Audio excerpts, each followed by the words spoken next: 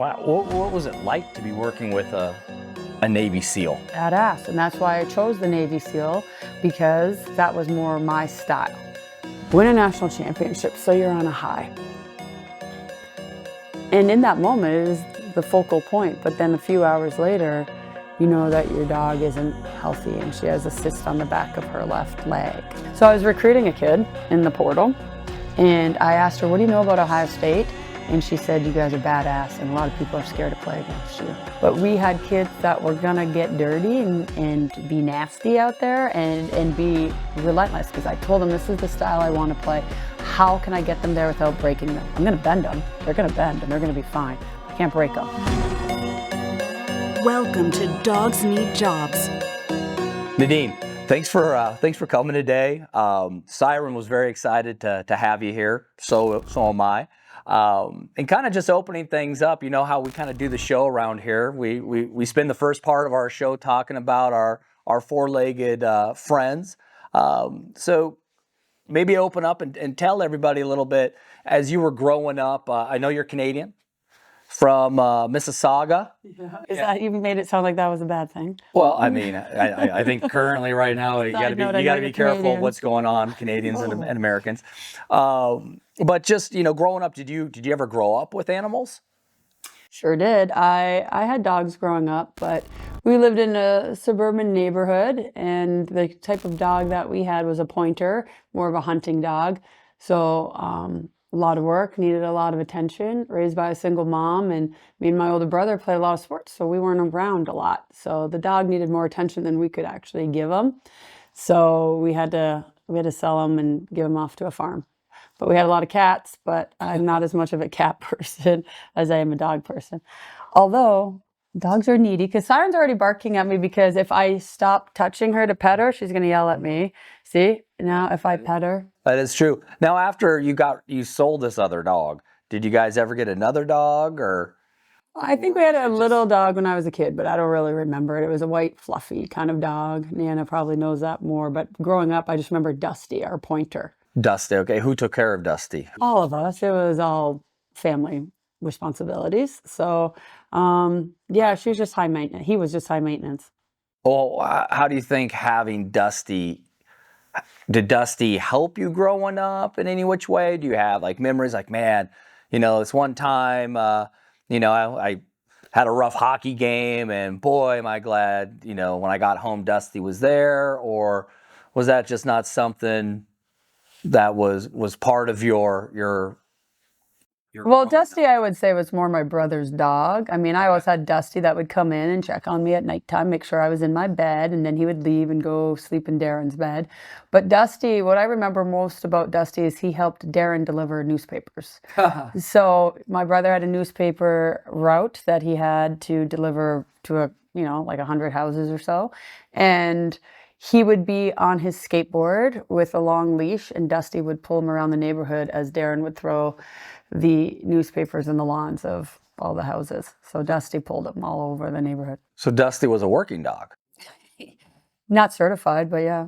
Wow, okay. So Darren, your brother, had a very close relationship then with Dusty, more so than kind of you and Dusty. I would say Dusty and I just cuddled and watched TV. He had really bad farts. I remember that. He'd go up to the windowsill and had very smelly farts. Okay. So hopefully Siren will hold her flatulence here for us. Well, I've been around Siren for 10 years, so I know Siren. So 12 years with Siren, what would be a memory that kind of stands out with her? She was my best friend in the beginning. I was pregnant with my first child, and Siren was always there. And there was a moment where I'll forever remember, so will my mother, and probably the Woodbury Police Department, because I spoke to my mom on the phone earlier in the evening, and I said, Mom, I got to take Siren out. Siren was 6-7 months old, and if you know a purebred Malinois, they're highly active, but then you have Siren, who's Cloric, that's like very out of her element sometimes, but compassionate and loving. She wanted to go for a walk, and when she wants to do something, you better be ready and have the energy to do it as well. So Siren wanted to go for a walk, and it was mid to late February, and I was 8.5, almost 9 months pregnant. And I told my mom, hey, I got to take Siren out for a walk. And so Siren and I went for a walk. And when we came back home, we just fell asleep on the bed. She was my cuddle buddy. And all of a sudden, I wake up to this really loud banging on the front door.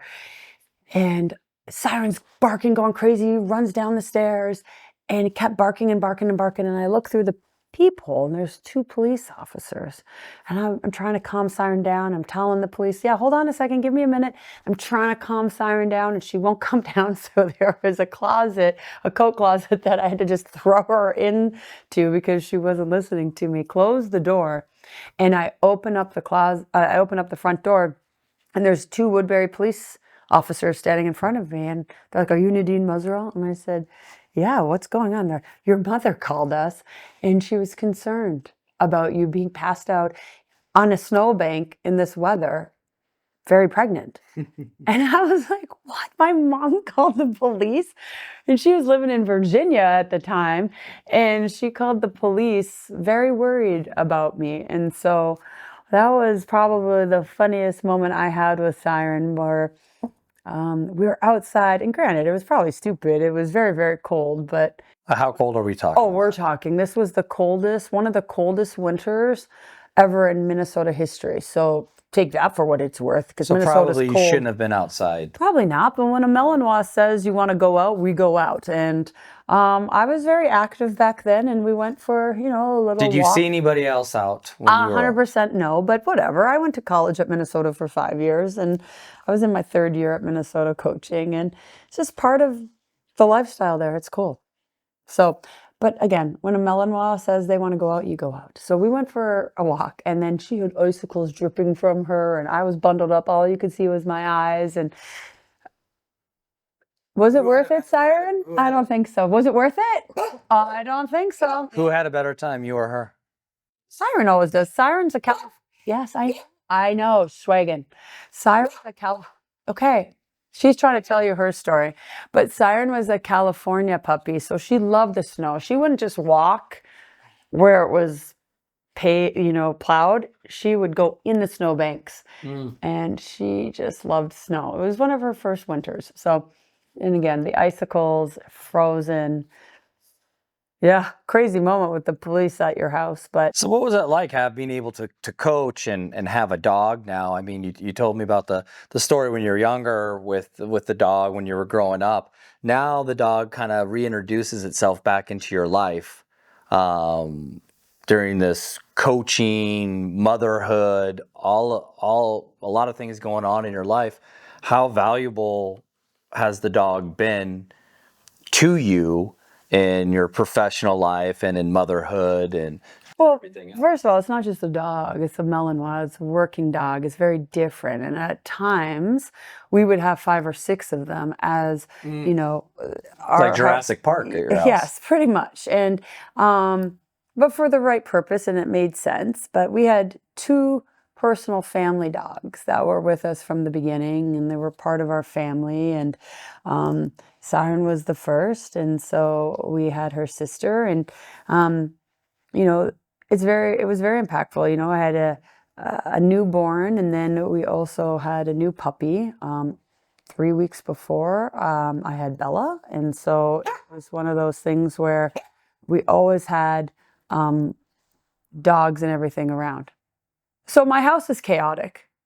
We've got multiple Malinois. The average person cannot have just one Malinois. We have multiple Malinois at our house, purebred Malinois and training dog Malinois. And then I have 2 small children. I have my mother living with me. And then we had my father-in-law living with us, and it was just complete chaos. I now have our best friend's son living with us, who's a track athlete at OSU. So our house is ever an evolving door. Like people and dogs are coming and going, but that's fine because it's really good for my kids to grow up with these type of people, with a grandma and a good role model and a grandpa. and Malinois that will protect you to the death. And then I coach hockey. I mean, everybody knows me as this hockey coach, and that's who I am, and that's my job. But that's not who I really am. I'm a mom. Mm-hmm. You know, I'm a daughter. I'm a wife, and I'm all these other things that a lot of people don't see. But my girl Siren has been around since the beginning, and you know, you could have a crappy game, you can have a crappy day, but the dog doesn't know that. The dog doesn't care. Just wants to make sure that she's doing her job and taking care of you Mm-hmm. when you come home. Absolutely, absolutely. So that's Siren. Now, that's you're telling me like the great partnership that you had, you know, with these dogs. Now, tell me about. Here comes Siren right on over to you. Now, tell me about. I know there's another, a more of an unfortunate story that follows you winning the 2022 national championship. So what? Maybe you can tell me about that story. So after you just won the national championship Siren's for the first sister. time. So we got Sierra a few weeks before Bella was born. So she's been part of our family for a very long time, and so in December 2013, we got Siren's sister, and then in 2022, she passed away because of cancer. So we win a national championship, so you're on a high. And in that moment, it is the focal point. But then a few hours later, you know that your dog isn't healthy and she has a cyst on the back of her left leg and you have to get it taken care of. So our local doctor, veterinarian, said she had cancer. Now, did you know this going into the national championship? I did not or know. I did When not did you know. hear about your dog I knew that having cancer? I knew that she had a cyst on the back of her leg. I didn't know what was the magnitude. We're going to have to look at it. So something wasn't right. And we were concerned as a family. And so literally on Monday after winning Sunday, so you're on your ultimate high, your first ever national championship as a head coach, first ever for Ohio State in women's hockey, a program that they were thinking of folding a few years ago. So you are just on the ultimate high. And then you find out one of your family members is very ill. And so our local vet said that she has cancer, but with my connections, I should take her to the veterinarian program that we have at Ohio State. It's one of the best in the country. So I called my athletic director, Janine, and asked her if we knew anybody in the vet school. And she mentioned that she knew somebody in the head of medical school and called him. And then he quickly directed us to Dr. Moore. And within minutes, Dr. Moore and I are texting each other. And I sent him the images. And from there, we got our puppy in within days. And they did an amputation, unfortunately. But she ran around like she had 4 legs still because she was so badass. She was our bomb dog. And then, you know, we tried a chemotherapy. It didn't work. We tried another type of chemo and a drug that they were, you know, introducing, an experimental drug. And unfortunately, it didn't work. But she lasted months longer than anybody had anticipated with the type of cancer that she had. So we ended up losing her a few months, probably, actually it was on Halloween. Unfortunately, it was on Halloween night. We got the diagnosis like March 20th and she lasted until Halloween night. And she was a tough doggy and a very protective doggy. So that was tough. One organization, I mean, you have been the main driver, the main power behind Canines for America. Canines for America, right, has been around for over 8 years. Now, Canines for America has done a lot of work, and you know, on behalf of Canines for America, we'd like to say thank you for all of your support, because without you, Canines for America wouldn't be able to do the work that they've been able to do. So maybe you can tell us some of the you know, maybe a story that Canines for America was able to do that maybe stands out in your mind, that you're proud of with the work that Canines was able to deliver for the community at Columbus. Is there a particular story that stands out, or a situation, or something that you're proud about with Canines for America that, without you, wouldn't have been able to come true?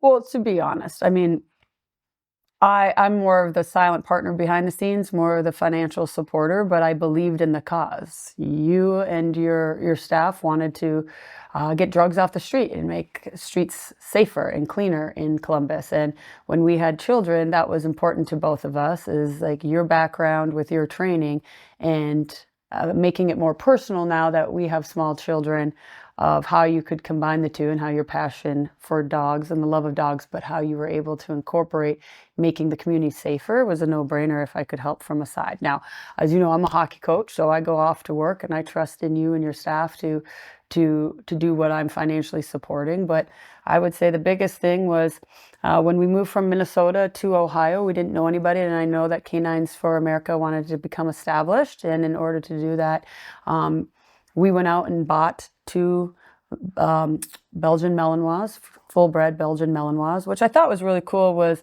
how you had partnered with Cornell and getting DNA samples to know that they were pure Malinois. That was pretty cool because they really respected your findings and how they could use those findings to benefit their research. And we had Summit and Radar, and we took care of them ever since they were puppies. And then how you trained them, I always thought was very interesting based on their temperaments, and how I could put that into training athletes.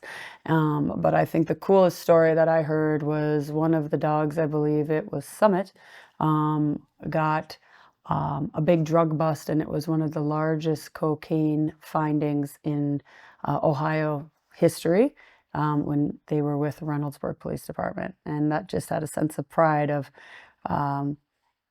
what you believe in and to see the reward after that. But just the perseverance and persistence of Canines for America and what it can do, I think is very rewarding for a lot of people that might not even know about it or take it for granted why the streets are safe where they are. Yeah, well, you mentioned the temperaments in training, and kind of our approach and how Canines for America approaches training and approaches each organism. Based off of the 4 tempers, a 2,500-year-old philosophy. And now you've been coaching for, your background. You've been coaching, high school. You've been coaching at the University of Minnesota, now Ohio State Buckeyes. You've been coaching for what, over 25 years, you would say? Okay, so you've been, so 25 years. So you've experienced a lot of different athletes that have come through your doors or that you've been able to touch. Now, in that, how do you see the 4 tempers crossing over from what Canines for America does with animals in the 4 tempers? And how do you see that and equate that to your athletes, these elite athletes that are coming into your program or that you've come across and that you have to deal with? Do you see the 4 tempers now? I know Canines for America has been able to work with your hockey program for the last couple of years. Are you starting, you hear what we talk about, you hear how we talk. Do you see any similarities that cross over? Do you see that's kind of what's your take on that approach with the 4 tempers? Well, as a coach, I think sometimes old school way of coaching, you just think it's X's and O's, and you become very set in that way and not trying to look at the athlete holistically. I think that's where you're going to be mistaken as a coach, because when it comes person for person, athletes are usually are pretty good. No one's skating much faster than the other. No one's shooting the puck much harder than the next. But how do you get them all to be a unified front and a cohesive unit to work together within the structure to be successful? And I think, as a player and even as a younger coach, we always came across, a great athlete, but they mentally just weren't strong. And I'm like, well, what does that mean when people keep saying they're mentally weak and you want to help them? Okay, so now we know they're mentally weak. Well, how do we make them mentally strong? And I think you have to know the athlete and how to connect with them, because if you don't have respect and trust amongst your athletes, it's not going to work. And so, over the past decade being with you in the the research that you have found, I found it very interesting how the canine is very similar to a human and how they're relatable. And then finding out about the 4 temperaments and how I can get to know my athletes better, but more importantly, knowing myself to know how to coach that athlete. Because I had an athlete that I would butt heads with sometimes, and it just came to find out that we had the same temperament, and we can't go caloric to caloric in a high, intense moment because we're both going to be at a 10 and blow up. And so how do we work together to like communicate better? And then you have to wait till both of us the next day are probably at a 7 and have a more productive conversation, right? So I found it very interesting when you came and talked with the team a couple of years ago. The team liked it a lot too, because people are going to lie, right? When they take tests, the DISC and other temperament or evaluations, and they're going to say, well, I think I'm this, or I might be this. And they try to convince themselves that there's something that they probably really aren't. Whereas the canine doesn't lie. The canine is what it is and behaves the way just because that's their temperament and that's who they are. So what I found very interesting was, well, when you and your staff brought in the canines, most people love dogs, so they loved seeing Siren and the other puppies. But it was also just about, showing the raw temperament of who they really are. Now, Coach, I know since we've been working with your team, for a couple of years. What have you seen that you might be able to connect? Hey, with the 4 tempers and our presentation, that when we were, in front of your athletes, have you seen a takeaway, or have you seen any differences that the players are a little bit more aware of their mindset in how they approach the game or how they just approach daily life? Well, like I had mentioned earlier, it's very important when you're playing a sport such as hockey. It's a team sport, right? And you have to, in order to be successful, you all have to work well together. And yeah, you have to know yourself, but then you also have to know maybe your D partner or your line mate. And if they're coming in off a bad shift, you have to know how to communicate to them to get them out of that funk. And there's no time. You got to get over it fast. And some rebound earlier than others. And so it's not a physical reason, it's a mindset reason. And once you understand their temperament and their behaviors that correlate with that temperament, you can maybe do a joke, or you can tell them to focus or encourage them. And that's very important too from a coaching standpoint, because that's my responsibility, yes, to coach the X's and O's, but to understand my athletes and how to get them out of a situation that it doesn't spiral quickly and interfere the whole team, and it doesn't bleed out and make a cancer situation for everybody. And I think what was really great about Canines for America coming in for the last 3 years was the athletes, one, really loved the presentation because it wasn't just sitting down and looking at a board and being lectured to. They get enough of that in class. It was more about, I get to see it hands-on and how it works and why it works, and through the training and the characteristics and temperaments of the dog. So it was very successful. I mean, you came in 3 years and we won 2 national championships, and Canines for America didn't come in this year. And because of that, I think we did not win. Although we would like to think so. Canines for America came in and spoke with the men's soccer team, and that's the best record they've ever had, and went to the Final Four. So maybe there is something to the canine that more teams need to understand the style of temperament, because the Malinois is an elite dog, and we all want elite athletes. We like to call it the power of the dog. With the power of the dog, the sky's the limit. Well, I'd love to have Malinois on my team. Yeah, especially the caloric ones. Sometimes. Well, so kind of switching gears in a little bit.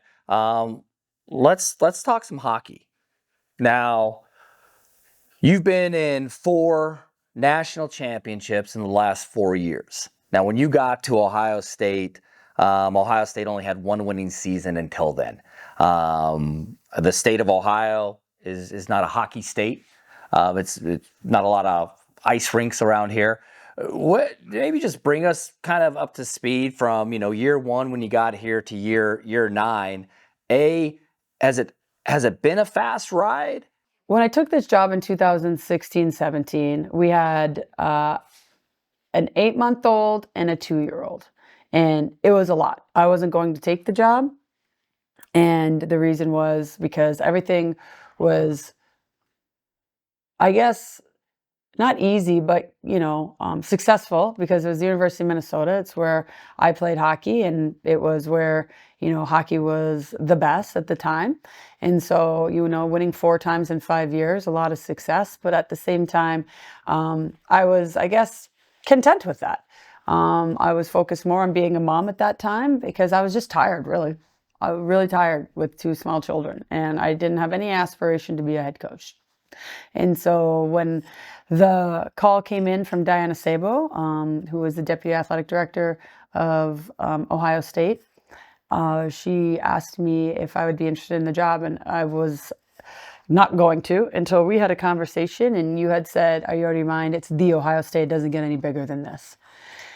And I didn't know exactly what that meant because I came from Minnesota, where hockey was great and wasn't great in Ohio.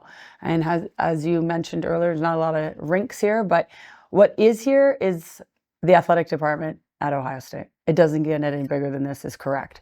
We have resources, we have support, and we can feel like a professional hockey team, and we take care of our athletes. So granted, they didn't have many winning seasons before me, but I think they had the tools there. They just need to be utilized. And that didn't come from me. That was more Diana, my boss, my direct supervisor, athletic director, who helped introduce me to all these resources that I didn't even know that we had. So, Coach, how did you build a championship team? Took a lot of time, a lot of things behind the scenes that a lot of people don't see, working late nights, sometimes sleeping on your couch, sacrificing family time, and believing in what your vision is. It's one thing for me to have the vision as the head coach, but then I have to implement it in 25 female athletes, and I have to have them believe in it too. And that was going to take a lot of time and a lot of personal experiences and a lot of personal relationships, because I was the 3rd coach in 3 years. So if you were a junior, you didn't have the same coach twice. So why would they listen to me? They don't know me. So I had to build a rapport, which takes time. And so once that happened and they started to see development and success, it spread, and hockey's a small world, and people saw change, and they wanted that as well. Okay, so I hear you say it takes time, which is interesting, because I wonder what your time frame then, or your time frame. You were in the Final Four in the 2nd year of coaching. I know there's other coaches that are taking on programs right now that were that actually more storybook than the Ohio State, and it's been 2 years and no Final Four appearance for those teams. So how were you able to do it in, less than a year?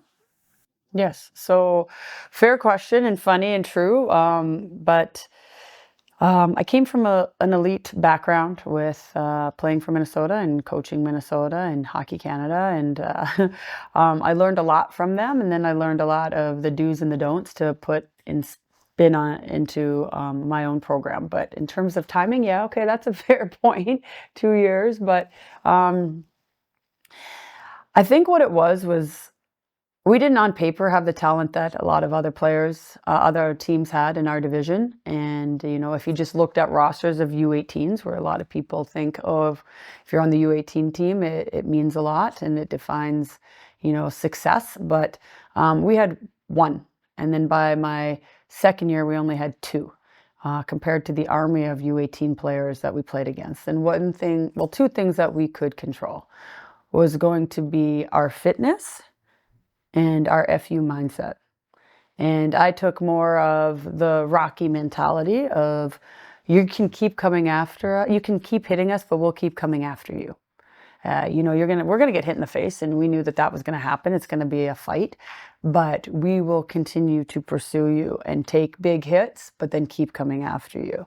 And we had that chip on our shoulder, because a lot of the players on my team at the time, I would say, would be that B-level team, because they didn't get recruited by the top end teams, and they're probably pissed about that.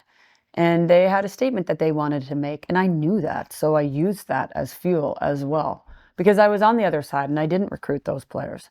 And so I think when you make a team truly believe in themselves, because they see it from you, the sky's the limit. So that's interesting that you didn't recruit, because you were at Minnesota, Ohio State. They're in the WCHA, so same conference. So you were recruiting, like you said, the echelon players. We didn't really recruit. We just chose people at the time at Minnesota because it was people wanted to come to us. So you just got, so you got to kind of select who you wanted in the nightclub and who you didn't want, and now here's Ohio State kind of with the big golden teams didn't want. So how did you get, I mean, when you knew that, you knew you had athletes that weren't the U18s on paper, how did you really tap into that mindset? I mean, how did you get the most out of those players? I mean, did you have to get rid of any players when you came in? Was it more, hey, I had to build a locker room? And then, once, when did you see them start to flip? When did you see that, okay, I got something here? Year 2. So I had to clean out the locker room. I had to clean out my staff too, because they had the mindset of this is what it is and it's always been this way. And this was your first year. This was my first year. I saw the results my second year, but my first year. What was that like? I sat and I had to watch and take it all in because I'm coming from another Big Ten school. I'm coming from a successful program and they didn't want to be related to that. And so they wanted their own story. They wanted their own, culture. They wanted to not be, the Minnesota plan B, and I understood that. And there was no disrespect when I said about choosing. Like Minnesota, we worked and we recruited, but we really had to choose. We got the opportunity to choose people because we were in 4 national champions, won 4 and 5, and we're in all 5 national championships in 5 years. That's incredible. And so you coming to Ohio State, like you said, it's in the middle of nowhere. Nothing's close. Your league is a plane ride every single weekend, every other weekend. So mom and dad don't live near you. So there's that, and for a lot of young girls when they're making decisions, and back when recruiting, you're making decisions sometimes at 14 and 15. We didn't do that as much, but some other schools did. They cared about mom and dad being close to them. So we didn't have a lot in our favor to say when we started this program. But one thing I did have that most schools don't have, even other Big Ten schools, is resources. Because at the end of the day, the one sport that brings in any athletic revenue is football. And our football team's better than your football team when it comes to a women's hockey program. And so we had resources and we had money, and I just had to be smart on how to utilize that money. And one of the big things I did in year 1 was watching what was working, what wasn't working. And then I had to tap into my resources. And I did. I worked with a group called Focus 3. And I worked with an active Navy SEAL, and Scott Daly. And he helped create our culture blueprint. And what do you want the culture to look like? And I remember him always telling me, Nadine, you're here long-term. Players come and go. But it's got to be your words, your ideas. And they have to also buy into that. And so we created a culture blueprint on what I thought the beliefs of the program should be, what those behaviors should be, and what would that outcome look like. Wow. What was it like to be working with a Navy SEAL? Badass. And that's why I chose the Navy SEAL, because there was other people within that department, but I chose the Navy SEAL because that was more my style.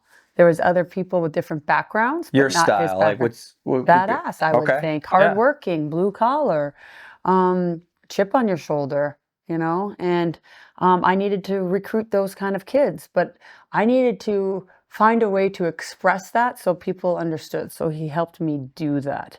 And of course, in the Navy SEALs, there's a band of brothers, a good brotherhood, and he knew how to help me create that culture. How long did it take you guys to do that?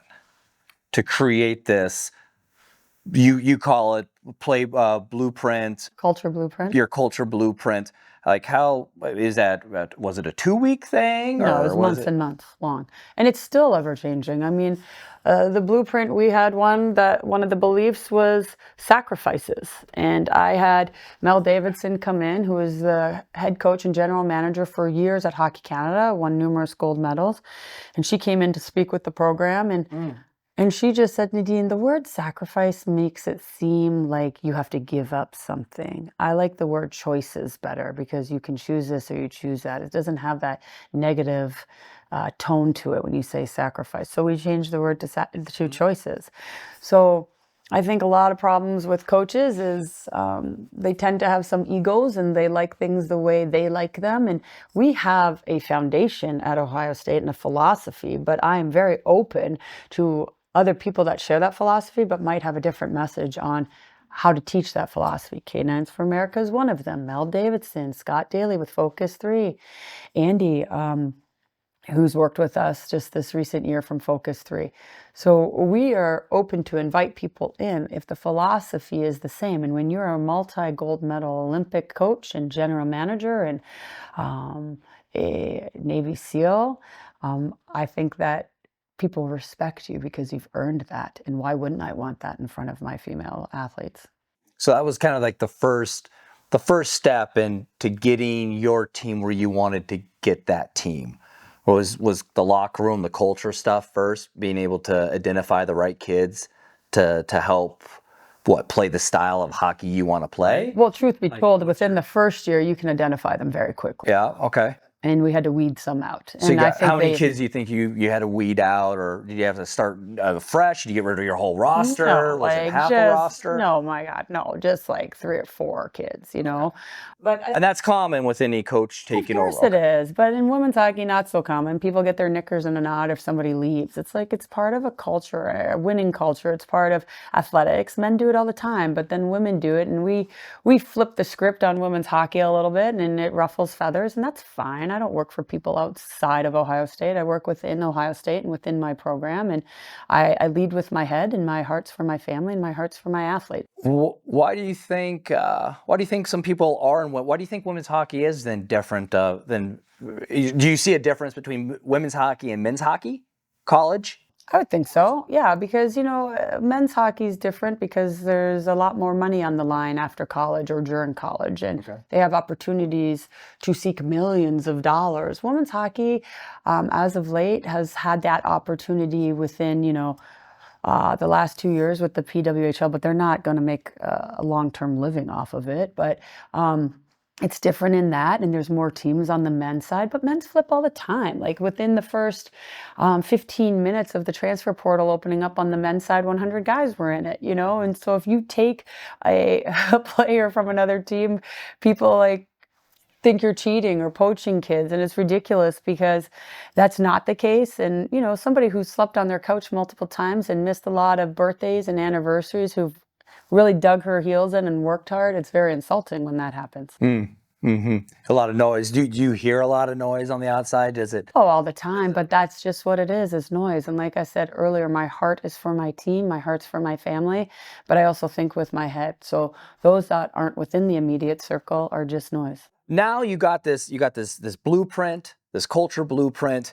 You're starting to win hockey games. You're going from 1 U18 to 2 U18 type athletes on your team. So now you're starting to kind of get a little bit of that elite, established young player. The style of play, maybe we can get into. Now you're getting those athletes. Did you know the style of play that you wanted to get to?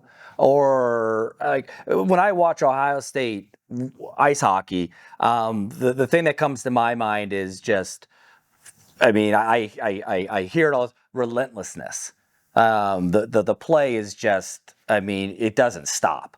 It's just a lot of fun to watch you guys play. How is that your style, or is it a style that you said day one, hey, I want to come in and this is how we're going to play hockey? I mean, because when I watch you guys play hockey, it's different than watching UConn or, you know, Colgate or, you know, University of Minnesota. You guys have your own style where a lot of those guys look the same. Is there's truth to that? Am I seeing the right thing as a fan here? Or what's your take on Ohio State's style of hockey? Well, one of our 4 beliefs that is the one piece that's not within the culture in the locker room is more about what happens on the ice, and the belief is being relentless. And I think that's a word like a lot of commentators will use because we use it, and so do our players, you know. And so I think, though, it's very evident when you watch us that we are relentless. And here's the thing: we're going to have a relentless pursuit for perfection.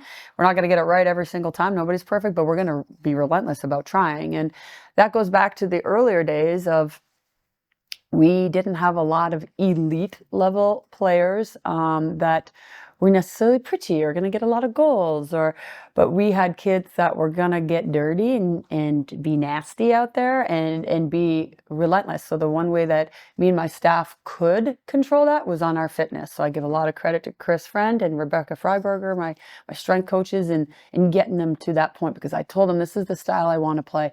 How can I get them there without breaking them? I'm going to bend them. They're going to bend and they're going to be fine, but I can't break them. And so they did a great job, again, with our resources and the data that we collect every day in practice, every day in the weight room, so we can know what our workload can be every day when we practice plan. And the athlete, knows how hard they can work, and they feel good about it because they know what their potential can be. So then what kind of athlete do you want? What kind of athlete do you look for? So I was recruiting a kid in the portal, and I asked her, what do you know about Ohio State? And she said, you guys are badass, and a lot of people are scared to play against you. And I was like, this is the perfect image that I want from our athletes. Because when you go on to the next level, the Olympics, the PW, there's going to be everybody in that team that's very good, very elite. But can they go the distance that you can, you know, and can they be mentally strong? Are they working with Navy SEALs? Are they working with sports psychologists? Are they working with, you know, general managers and gold medalists that are coming in and talking to them? I don't know, probably not. But we find ways to make sure that our athletes are going to be good for us for 4 years, but also good for them for the next however many years to pursue their dream. And that's part of my job, is to get them there. And so when I think of Ohio State, I want that really nice kid off the ice, but just a mean bitch on the ice. Okay. Are you seeing those kids out there? I know, you know, we're all from different generations, and I hear about the generational, you know, hey, the kids that played right in the 40s aren't the kids that played in the 80s, you know, 90s, and now we're 2025. What I guess maybe do a contrast, or tell me about if you were in a college locker room today as an 18-year-old Nadine Muzerall. Would you see that locker room as the same as when you played, or would you feel out of place in today's locker room? No, not our locker room. Our locker room, but I think that that's my responsibility and my coaching staff's responsibility in Klein and in James and in Logan to create that environment. Because, like we said, we want little muzzies running around, skating around the ice, and because they're going to play for us, because that's just in them to begin with. But we try to vet out their parents too, like who are their parents and what have they done and who are they and their story, because I think the apple doesn't fall too far from the tree, and we know that we can really push that kid because the parent has been doing it their whole life. So the parent's done a lot of the heavy lifting before they even come to us. What do you see as, you know, since we're kind of jumping into a little bit of recruiting here, what are some of the recruiting hurdles that you're faced with right now?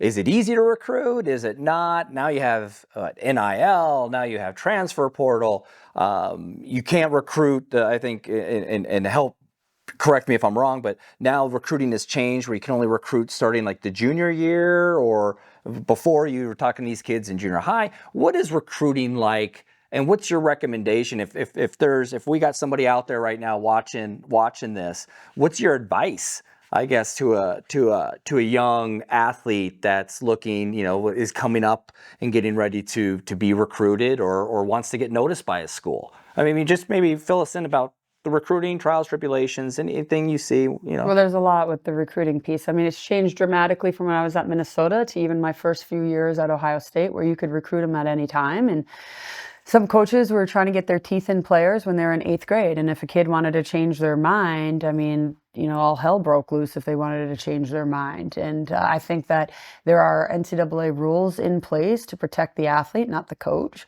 of if the kid wants to change their mind, they have every right to do so until they sign their NLI in the second week in November.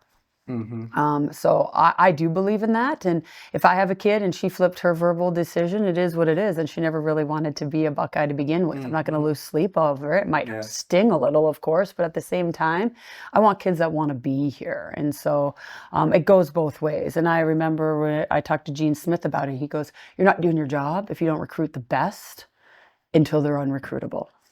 So again, I'm coming from Ohio State. It's a very different perspective than most other women's college hockey teams. When you were at Ohio State early in your career, what other coaches then did you work with? I mean, you talked about Gene Smith, conversations with your athletic director. Every coach at Ohio was there State another was coach doing, that all of them. you sat down with that you? Of course, all of them had that mindset. It's Ohio State.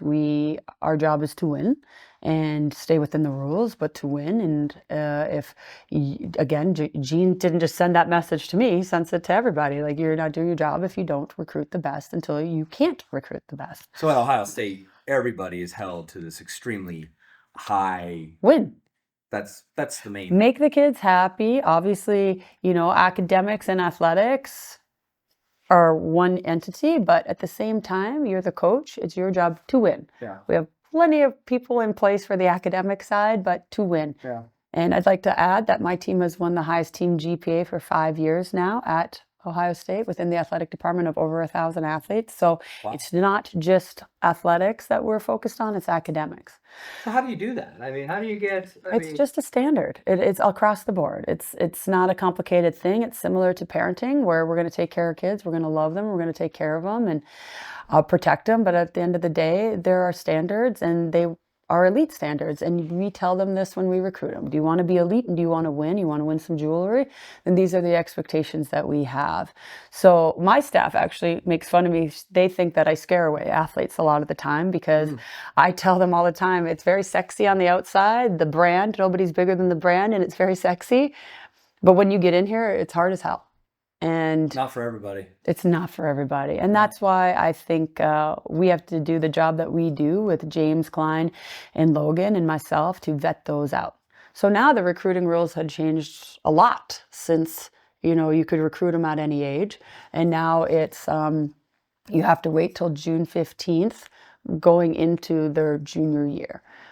For Americans, most are graduating around that time. For a lot of Europeans and Canadians, they're still in their sophomore year, entering into their junior year. But the whole landscape is completely different now. And I would love for a lot of our girls to have NIL money. Why wouldn't I? Men have it all the time. I want our women to have it. As a feminist, I promote that. And I think that the women should have the opportunities that the men do. Now, despite the rumors before, we've never given a kid NIL before this year. So, and there's rumors that, of course, we've given NIL and kids are getting cars. That's all rubbish and just, again, like the old SMU noise. football team. Well, it's the noise that people are creating on the outside. How do you okay, well, let me ask you this. How do you think that happens? How do you think? Because they can't understand how I've done what I've done, so they like to speak on that. Oh, okay. In their own context, which is false because I've never talked to any of them, so how else would they have created it? So now Ohio State Ohio State women's ice hockey, you guys are in that NIL space now going forward? Yeah, I hope so. Okay. How does that, I mean, as a coach, when you're seeing this landscaping, I mean, you played, you're assistant, none of this was around. You get to Ohio State, now all this is starting to come into play. What does that do for you now and the Ohio State program? Is that something that you guys are incredibly embracing? Do you see it like, oh, it's going to basically open a Pandora's box? If our females can get NIL money, why wouldn't I want that? I can't be a part of it, but I want them to have what football has, what men's basketball has, what women's basketball has, what, LSU, Kim Mulkey has done, I think is unbelievable. And I'd love to mirror that style for our athletes, and even LSU as a whole for their women athletes. Well, it's funny. I guess a question I'll ask now. You said one U18, two U18s in your first 2 years. Your recruiting class that's coming in for the 25-26 season. Now, out of all, how many kids do you have coming in under this new class, this freshman class coming in? 7, possibly 8. 7, possibly 8. Out of the 7, how many of those are U18s? I would say 6 of the 7 are. Oh, wow. That's impressive. Very impressive. So the word 6. Right, because now we've established a tradition of excellence here, and that was our mission. Did I know it would happen so quickly? I don't know. I never really thought like the timing of how fast it would happen. I just knew that we could get there with the help of Diana Sabo and how hard the athletes worked. It was on them. Wow, that's impressive. Well, I guess you also hear, to your rink, the Ohio State ice rink, in your recruiting, blah, blah, blah. But I'm just going to now- cut you off right there. People need to get over it because it's our problem, not yours. Get over it. Then don't watch us if you don't like it. I'm so tired of people talking about the rink. I'm not happy with it. I'm talking to the right people about it. But at the same time, What do your players think? we win with the rink the way it is. And quite honestly, our kids love it. It's not a distraction. It's a mute point. A mute point at OSU. Again, the outside bubble and the noise are creating that, but they're irrelevant. I'd prefer the money from donors to go towards NIL versus the rink at this point. Oh, okay. Oh, Because we're winning with the rink being what it is. And do they deserve better? 100% they deserve better, but they're fine. Yeah. They are spoiled in every possible way outside of that rink because it's the Ohio State. And they're fine. And why do kids keep coming in and transferring in and the best transferring in? Because they don't care about the rink. They want to win. I know I'm going to go to a place that's kind of fresh in your mind. The 2025 National Championship game. I think I'm going to need to change this to alcohol instead of water then. Now, this is a trilogy that's happening here. So this is part 3 between you and the Wisconsin Badgers. And they have a celebrity-style coach now in Mark Johnson. He's a very good person. Mark Johnson, and what Mark Johnson has done when he was an athlete, obviously, and now what he's done for that program. But that being said, you kind of have the old and the new going toe-to-toe all of a sudden.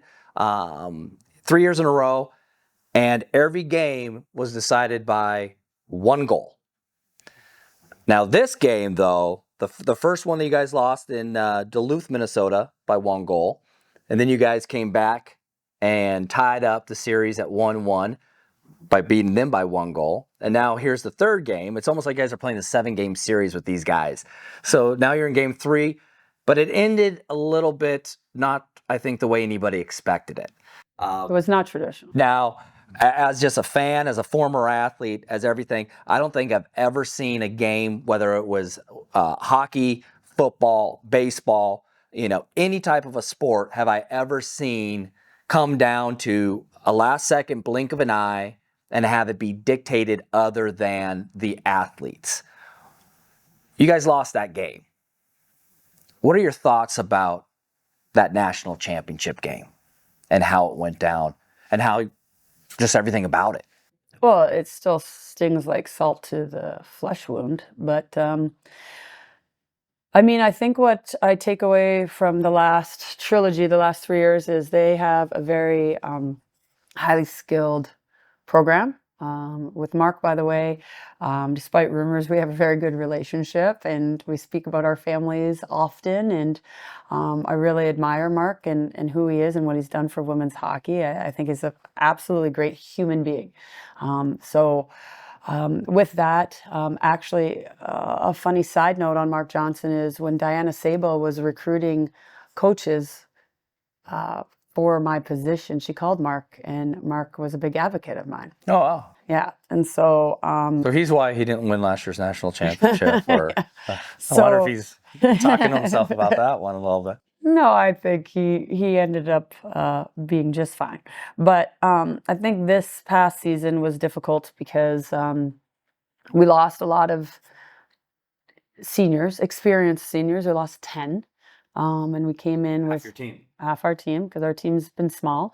And we had to have a lot of then juniors become the leaders, you know, and they'd never been in that position before because they never had to be, because we had a lot of seniors the previous year. And even the year before that was Sophie and Emma and Gabby and Peyton and Bizal. So we had a lot of leaders in the past 2-3 years. And so they were now thrown into a position of hierarchy, and they did great. They did great when it mattered most, and that was at the end. You could have ups and downs. I mean, geez, we're the longest sports season in NCAA history, so it's a long season. Every weekend grind from September to March, and so with that, we had a lot of injured players, severely injured players, missing a lot of games.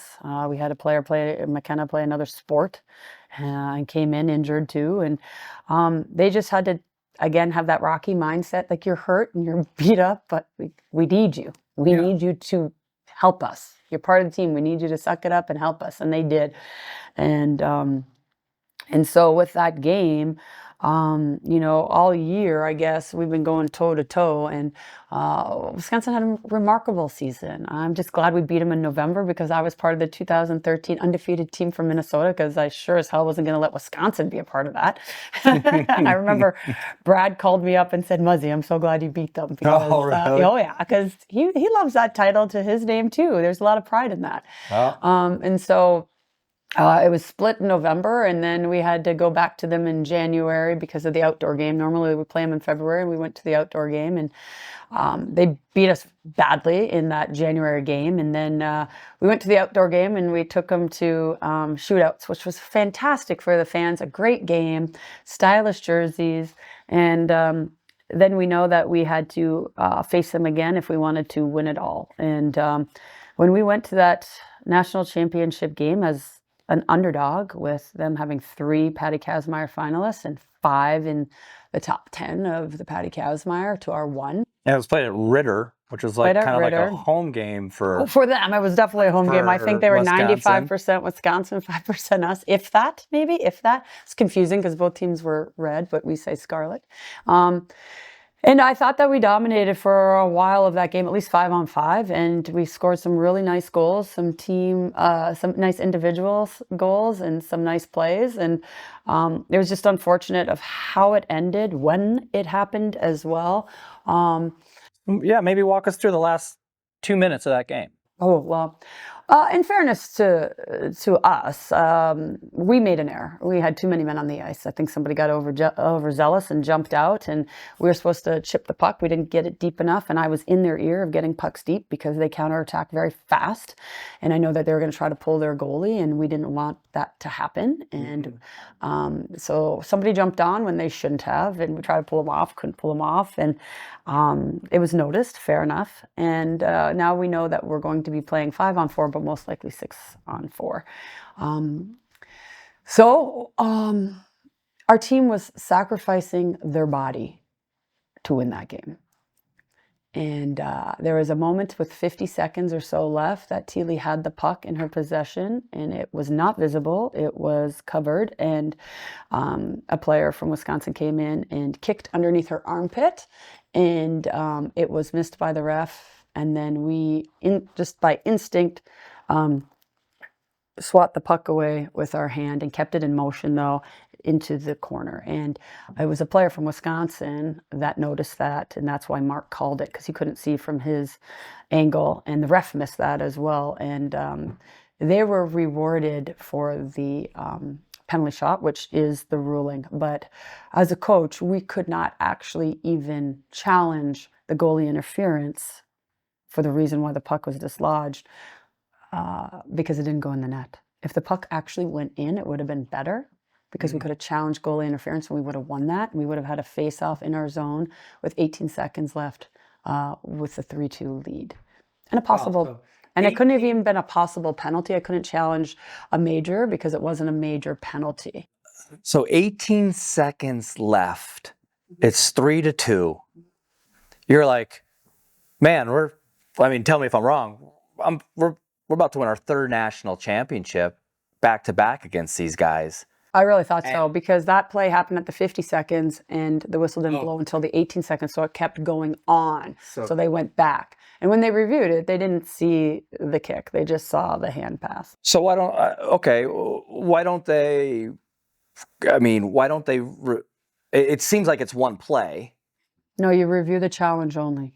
So they don't review the play. They review the challenge only. Is that something that's just common in hockey? Or I don't know about other. Well, actually, in volleyball, they turned this over too. They want to get the play right, and if you challenge something, but then that challenge is wrong, but then they see maybe the girl hit the net or whatever, then the point doesn't count because you did an infraction. So they'll take the whole context.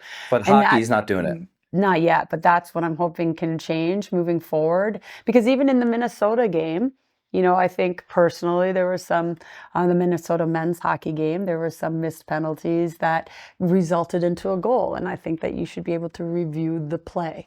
Because of what happened, is it something that you think, hey, we can still make the game better?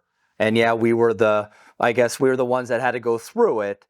So I can be kind of the leader on helping change that rule. Is that a rule that you'd like to see changed? I just want to get it right. Get it right, yeah. Well, just get it right. Just get it fair. Just get it right, because it wasn't fair to our team. Where if that was a missed contact to our goalie, we should be able to review. Because granted, there wasn't a goal, but the penalty shot resulted into the goal. So indirectly, it became a goal. So yeah. So basically, if it was right, and the Wisconsin player running into your goalie, that in contextual aspect, that penalty shot never would have happened. So you would have had 18 seconds. I think it would have been a goalie interference. It would have been a goalie interference. Now, if it's a goalie interference, is that a penalty against Wisconsin then? Well, it depends it depends if they review it as a kick or not. Okay, so it is still subjective. So it could have been a penalty on Wisconsin, which would have taken their advantage away, but it could also just been no penalty on anybody. Wisconsin still has the advantage with a goalie pulled and do it again. So the judgment call of the referee of how they would have handled that infraction, but it was clear to us that it was a goalie interference, no goal. What they do with it after, in terms of that athlete that came in and kicked our goalie under the armpit or in the blocker, that's up to the refs at that point. So that one stings. Oh, that one burns. I probably need a therapist for a while on that one, because I didn't know as a coach how to take care of your team on that one. Yeah. Oh, I could only imagine. I mean, that was unexpected. I don't think there's too many athletes that can understand what those girls have gone through. Yeah, that would be my next kind of, question. Like, what was the mindset with the girls? Absolutely distraught after the team. Broken, absolutely broken. But now, I mean, we have a choice, right? Put our tail between our legs, or are we going to go out and have a vendetta? We're going to have a vendetta. That's going to be exciting to see. I think it should be. Wow. Well, I know as a fan of Ohio State women's ice hockey, I'm excited to see what the 25-26 season looks like. Are you excited for the season? Do you guys, think that Ohio State's going to be continuing to climb that mountain? I think personally, unbiasedly, I think we have one of probably the strongest freshman class coming in, and they're very, very good on paper, and they've obviously established themselves. That's why they're at the Ohio State. But we just have to see how they take that next jump into the college level. But we have very good leaders returning, and I think that we're going to have a very successful season again. Wow, that's going to be exciting to... Even the kids that are coming in that weren't part of the game in March have some juice flowing through their really? Blood. So for sure. Then they were watching it wherever they were watching it and saw that. Absolutely. Absolutely pissed. Okay. Well, that's a great motivator to get with the young freshman coming in. Of course. They're already bleeding the scarlet and gray before they even get here.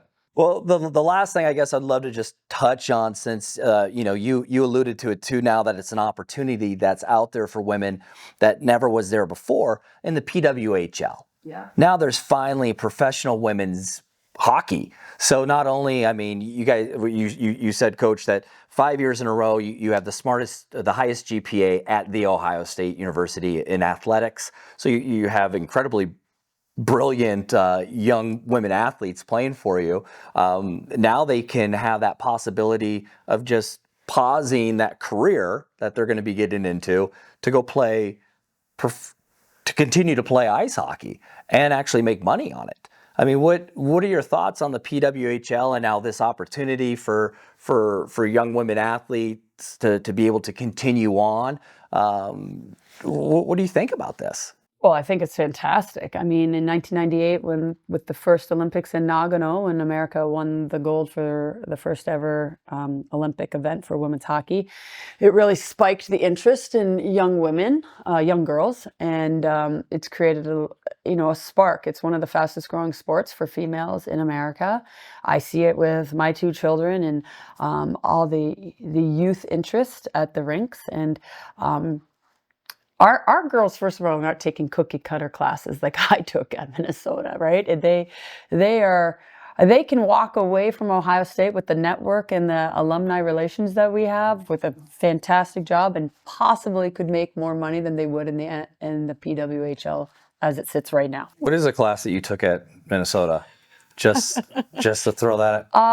Well, my major was family social science, so I was working with youth with drug and alcohol and body image issues. So I'm not taking chem, pre-chem, or bio, or speaking 3 different languages just to get math understood, or chemistry understood. These are pre-med majors, speech pathologists. I mean, they're taking multiple languages. I mean, they're just on a different level. So my point is, they're going to play in the PW because they want to continue to pursue their hockey career, and eventually the ultimate goal is the Olympic level, right? And representing your country on the international stage. And so the PW started 2 years ago, and they have 6 teams, and there's rumor either this year or as early as next year to expand to 2 teams. And so just giving more opportunity for these elite college athletes, which the NCAA comprises of 95+% of their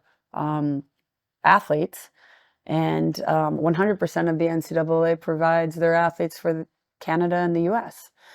So NCAA does a fantastic job of giving opportunities for our athletes, and the PW gives them the opportunity to pursue it after that, because a lot of them, when they were 22, what am I going to do now with hockey when I'm in my prime? Now they can continue to play.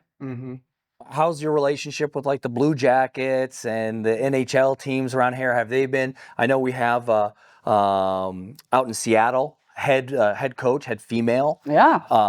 Is that something you would ever like? Oh yeah, hey, Not for me females are breaking personally. down the door in the NHL. Is it something? I think it's great, Is but that not for me. okay? So it's something that's not. Well, no, because I have 2 small children and I want to see them. I already missed so much of their life growing this women's hockey team at Ohio State that it's important for me to be part of their lives now. And we only play half the games that the NHL plays, and they're on the road all the time. And I wouldn't want that for me personally, but I do love the idea that she's getting after it and giving opportunity for other young women. And I know there's a lot of other women that are behind the scenes doing scouting and a lot of other general manager work. But it's fantastic, that Seattle hired her, because she's incredible. In terms of the Blue Jackets, well, I did a camp with them 2 years ago. I was asked by Rick Nash. I mean, everybody knows who Rick Nash is. He's the #1 overall draft pick and probably the most humble, kindest person you've ever met. And he was in charge of their player development. And so he asked me to go out and coach their tryouts or their practices. And I did. It was great. It was fun.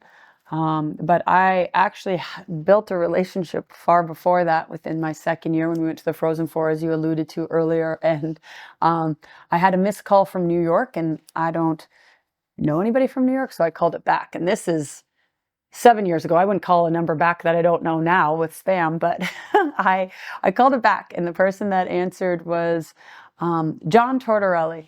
And I was just like, hey, I just had this missed call. He goes, yeah, it's John Tortorelli, Muzzy. We're just here in Ohio and Columbus. We're just so excited of what you've done for hockey within your women's hockey program. It's amazing. We're big fans. We're supporting you from afar.